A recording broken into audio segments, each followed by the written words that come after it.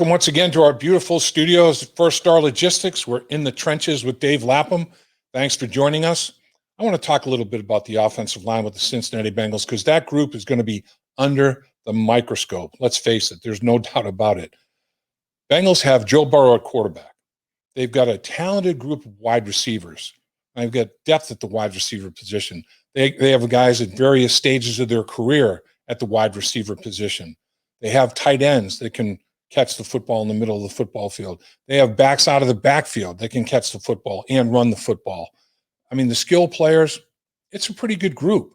They've got a pretty good roster going that way. It reminds me a lot of what we had in 1981 Super Bowl 16 season and 1988 Super Bowl 23 season at the quarterback position, and then all the skill players. The key is, how will the offensive line perform?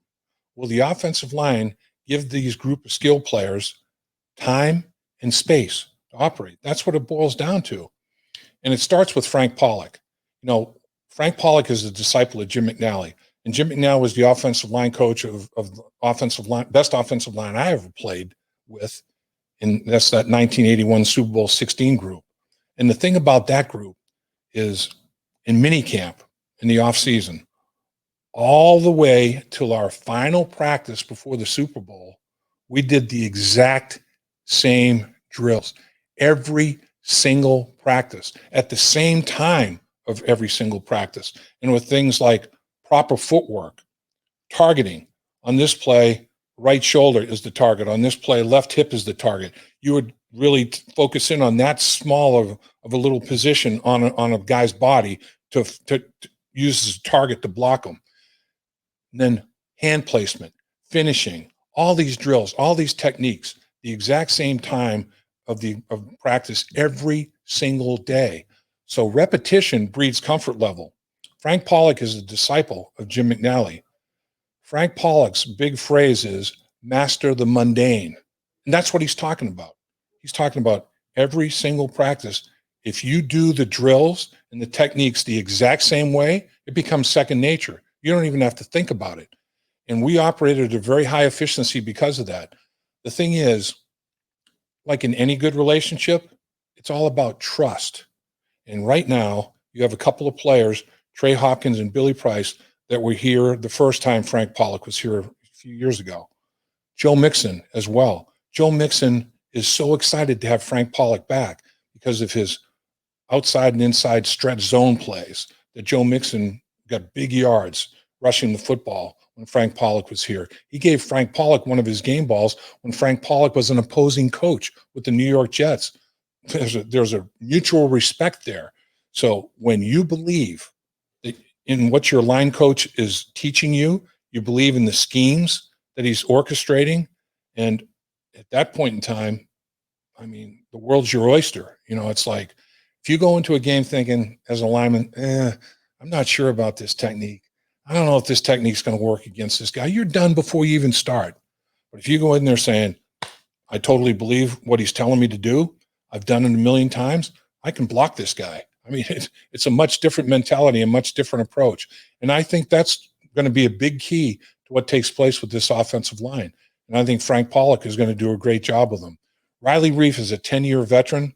He's played football in the National Football League at a high level for a lot of years. He knows what it's supposed to look like. I know he believes in what Frank Pollack's talking about. And he's a guy that could be the bell cow of the offensive line, the guy with the most experience, the guy that everybody looks up to. Jackson Carman playing right next to him as a potential rookie starter at the right guard position. What a security blanket that is. I mean, to have a 10-year veteran next to you, any problems that are occurring, uncertainty of assignments, you know, a defensive look that's a little bit different. You know, it's a guy like that being right next to you is going to help you a lot get through some maybe times and spots that are going to be a little bit difficult during the course of a game and the season. So it's going to be very interesting to see the dynamic of this offensive line. With the injury to Hakeem Adeniji with his pectoral, they're down to they were at 15. They're down to 14 offensive linemen. They just signed one off of waivers earlier in this week. And 9 of these guys are 3 years or less experience. 9 young players in their 3rd year or less. So it's a young group. It's a group that's going to be led by an offensive line coach that knows what he's talking about. You're going to have a couple of veteran players. Quentin Spain is a little bit more veteran than that. Xavier Suafilo, he's in an 8th year. Quentin Spain's in his 7th year. Trey Hopkins in his 6th year. The other guys, 3rd year or less experience. Going to be interesting to see how it all evolves and who ends up playing where. I think initially, Frank Pollack, if the offensive line that goes out there to start training camp as such, the starters may not end up being the starters at the exact same spots.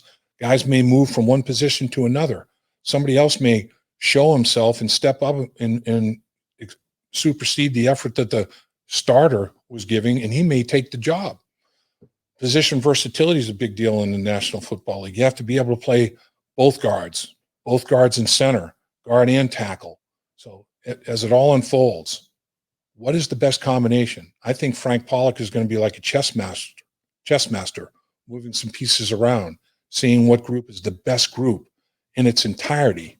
Who's the best unit? Not just a guy. Who's the best 5?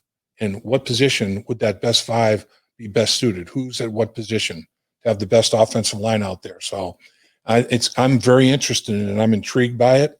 I think it's going to be a big, big factor in the success of the football team. Because as I said before, got some skill players. But if you don't have an offensive line, you can have a Hall of Famer at every skill position. You won't be able to get it done. Won't mean a hill of beans. It's what's up front that counts. Let's see if the boys can get it done. Hi, Dave Lapham here. Have you heard about In the Trenches with Dave Lapham, presented by First Star Logistics? Catch new episodes from the world of sports and broadcasting. Search for In the Trenches with Dave Lapham on YouTube or wherever you get your podcasts.